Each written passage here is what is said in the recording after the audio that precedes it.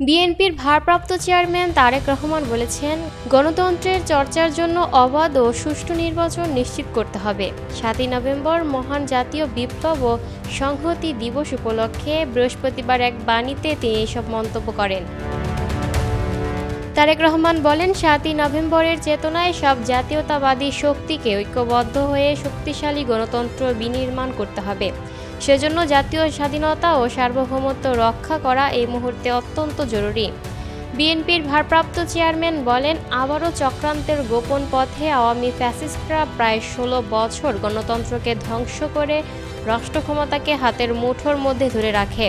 এদের নতজানু নীতির কারণেই দেশের সার্বভৌমত্ব দিনের পর দিন দুর্বল হয়ে পড়েছিল।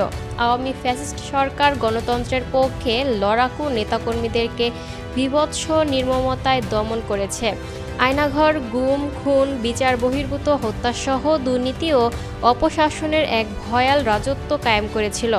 তিনি বলেন, গণতন্ত্রের প্রতীক দেশনেত্রী বেগম খালেদা জিয়াকে বন্দী করে বহু বছর মুক্তি দেওয়া হয়নি। ৫ই আগস্ট ছাত্র জনতার মহিমান্বিত আত্মদানের মধ্য দিয়ে ফ্যাসিস্টরা দেশ ছেড়ে পালাতে বাধ্য হয়।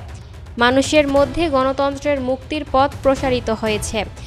এখন চূড়ান্ত গণতন্ত্রের চর্চার জন্য অবাধ সুষ্ঠু নির্বাচনসহ গণতন্ত্রের অপরিহার্য শর্ত মানুষের মৌলিক মানবাধিকার নিশ্চিত করতে হবে। সমাজে ন্যায় বিচার ও সুশাসন প্রতিষ্ঠা করতে হবে। বিএনপির এই নেতা বললেন, আওয়ামী ফ্যাসিস্টরা পরিকল্পিতভাবে দেশীয় কৃষ্টি, ঐতিহ্য, ভাষা ও সংস্কৃতির ওপর আগ্রাসন চালাতে সুযোগ দিয়েছিল। তাই আমি মনে করি ৭ই নভেম্বরের চেতনায় সকল জাতীয়তাবাদী শক্তিকে ঐক্যবদ্ধ হয়ে শক্তিশালী গণতন্ত্র বিনির্মাণ করতে হবে। আর সেজন্য জাতীয় স্বাধীনতা ও সার্বভৌমত্ব রক্ষা করা এই মুহূর্তে অত্যন্ত জরুরি। Lucky Akter, people voice television, Dhaka.